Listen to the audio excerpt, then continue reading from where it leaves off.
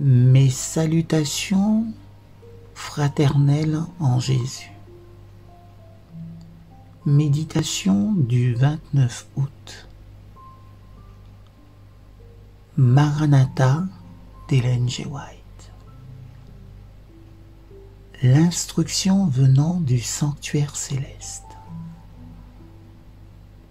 Approchons-nous donc avec un cœur sincère, dans la plénitude de la foi, les cœurs purifiés d'une mauvaise conscience.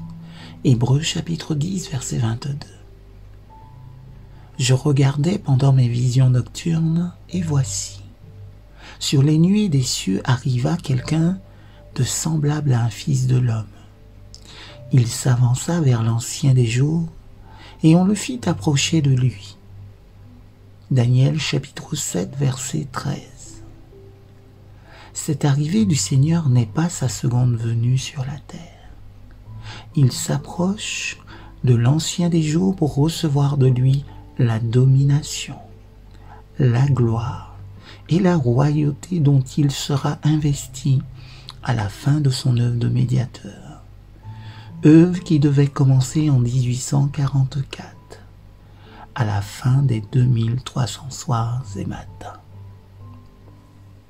Accompagné des anges célestes, notre souverain sacrificateur pénètre alors dans le lieu très saint pour y entreprendre, en la présence de Dieu, l'instruction du jugement et l'achèvement de l'expiation pour tous ceux qui en seront jugés dignes. Que le Seigneur nous permette de voir la nécessité de boire à la source vive de l'eau de la vie. Son courant pur nous régénérera et guérira et vivifiera tout ce qui est en relation avec nous. Oh, si seulement les cœurs se soumettaient à lui, si nous n'avions que la gloire de Dieu en vue, avec quelle abondance la lumière céleste inonderait notre âme. Celui qui a parlé comme jamais aucun homme ne l'a fait, fut un éducateur dans ce monde. Après sa résurrection, il fut le maître des disciples découragés, et seul qui voyageait à Emmaüs, et de ceux qui se réunirent dans la chambre haute.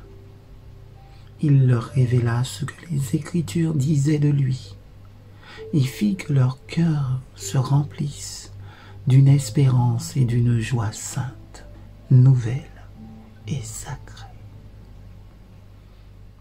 Depuis le lieu très saint, la grande instruction se déroule.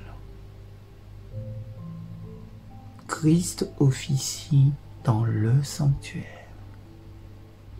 Nous ne le suivons pas à l'intérieur du sanctuaire comme nous devrions le faire.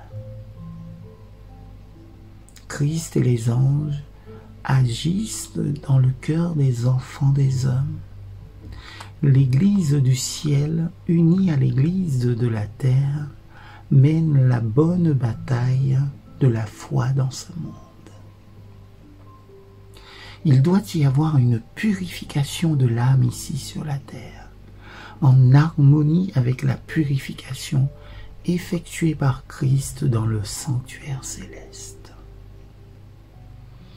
Le peuple de Dieu doit avoir maintenant ses yeux fixés sur le sanctuaire céleste, où notre grand souverain sacrificateur intercède pour son peuple.